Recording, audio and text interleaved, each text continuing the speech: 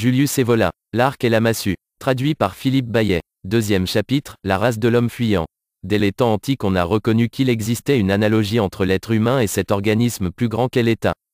La conception traditionnelle de l'État, conception organique et articulée, a toujours reflété la hiérarchie naturelle des facultés propres à un être humain au plein sens du terme, chez lequel la partie purement physique et somatique est dominée par les forces vitales, celle-ci obéissant à la vie de l'âme et au caractère, tandis qu'on trouve au sommet de tout l'être le principe spirituel et intellectuel, ce que les stoïciens appelaient le souverain intérieur, l'hégémonikon. En fonction de ces idées, il est évident que toute forme de démocratie se présente comme un phénomène régressif, comme un système dans lequel tout rapport normal est renversé. L'hégémonikon est inexistant. La détermination vient du bas. Il y a carence de tout centre véritable. Une pseudo-autorité révocable et au service de ce qui est en bas, à savoir l'aspect purement matériel, social, économique et quantitatif d'un peuple, correspond, selon l'analogie signalée plus haut, à la situation suivante dans le cas d'un être individuel, un esprit et un principe spirituel qui n'auraient d'autre raison d'être que de représenter les besoins du corps, qui seraient en somme au service de celui-ci.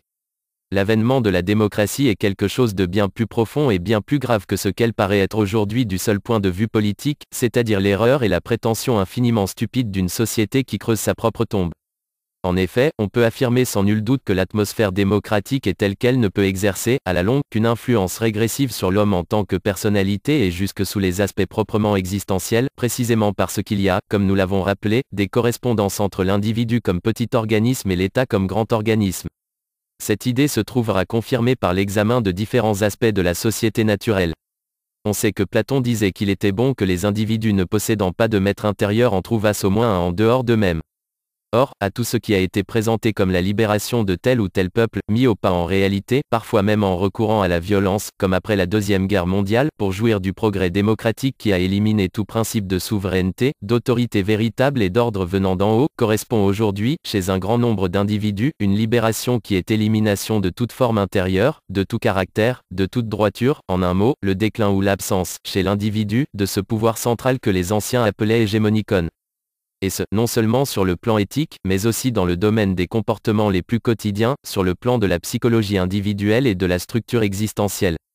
Le résultat, c'est un nombre toujours croissant d'individus instables et informes, c'est l'invasion de ce qu'on peut appeler la race de l'homme fuyant. C'est une race qui mériterait d'être définie plus précisément que nous ne saurions le faire ici, et sans hésiter à recourir à des méthodes scientifiques, expérimentales.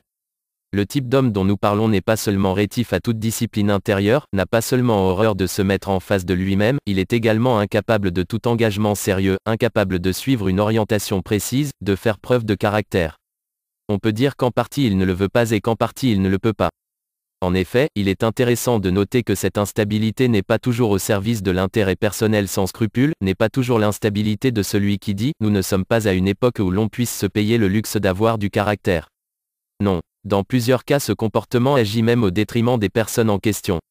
Il est d'ailleurs significatif que ce type humain affaibli apparaisse aussi bien dans des pays où la race et la tradition ne lui étaient guère favorables, nous pensons surtout à l'Europe centrale et aux pays nordiques et, dans une certaine mesure, à l'Angleterre, que dans des classes, comme l'aristocratie et l'artisanat, dont les représentants surgardaient, jusqu'à une époque récente, une certaine forme intérieure. Le déclin de tout honneur professionnel, honneur qui a été une manifestation précieuse, dans le domaine pratique, de la conscience morale et même d'une certaine noblesse, relève en effet du même processus de désagrégation. La joie de produire, selon son art propre, en donnant le meilleur de soi-même, avec enthousiasme et honnêteté, cède le pas à l'intérêt le plus immédiat, qui ne recule ni devant l'altération du produit ni devant la fraude.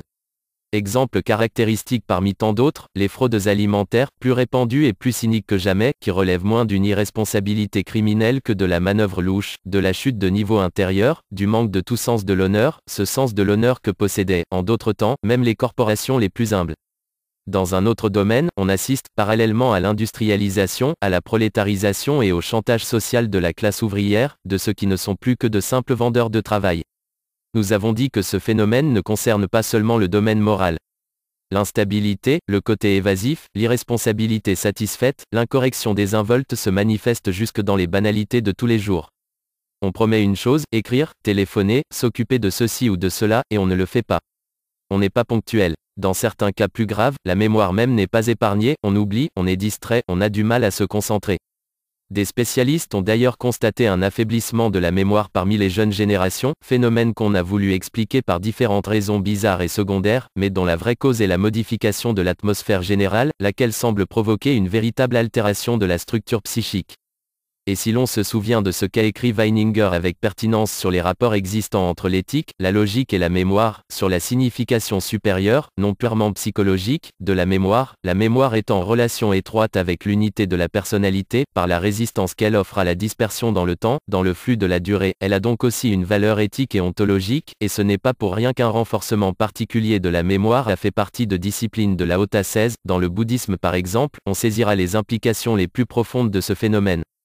Qui plus est, le mensonge gratuit, sans même un véritable but, fait naturellement partie du style de l'homme fuyant. On est ici en présence d'un de ces traits spécifiquement féminins. Et si l'on fait remarquer à un représentant de cette race de l'homme fuyant un tel comportement, l'individu s'étonne, tant ce comportement lui semble naturel, ou bien se sent agressé et réagit de manière quasiment hystérique. Car on ne veut pas être dérangé. Chacun pourra constater, dans le cercle de ses relations, cette sorte de névrose, pour peu qu'il y prête attention. Et l'on pourra ainsi remarquer combien certaines personnes qu'on avait l'illusion de considérer comme des amis sont devenues aujourd'hui, après la guerre, absolument méconnaissables.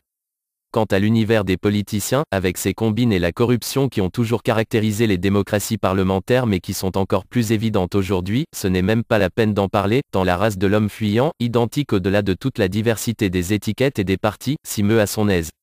Il faut en effet observer que, très souvent, ne font pas exception ceux qui professent des idées de droite, parce que chez eux ces idées occupent une place à part, sans rapport direct et sans conséquences contraignantes, avec leur réalité existentielle. De vaut mieux faire allusion à une certaine corruption courante, dans le domaine sexuel notamment, qui se répand parmi les jeunes générations émancipées et qui relève plus ou moins de la dolce vita. Elle ne correspond à rien de positivement anticonformiste, elle n'est pas l'affirmation d'une liberté supérieure, d'une personnalité plus prononcée. Elle est l'effet d'un simple laisser-aller, d'une passivité, d'une banale chute de niveau, autant de choses sur lesquelles nous reviendrons lorsque nous examinerons l'arrière-plan de certains courants idéologiques actuels prônant la liberté sexuelle. La place où devrait trôner le souverain intérieur, éventuellement pour opposer la pure loi de son être à toute loi extérieure, à toute hypocrisie et à tout mensonge, voyez Stirner, Nietzsche, Ibsen, cette place est vide. On vit au jour le jour, de manière stupide somme toute. D'où, dans les rares moments de prise de conscience, le dégoût et l'ennui. Absence d'autorité, de vrai chef, à l'extérieur, dans le domaine de l'État, et absence de forme intérieure chez les individus, les deux choses sont solidaires, l'une corrobore l'autre, au point de faire penser qu'il s'agit peut-être de deux aspects différents d'un phénomène unique de nos temps évolués et démocratiques.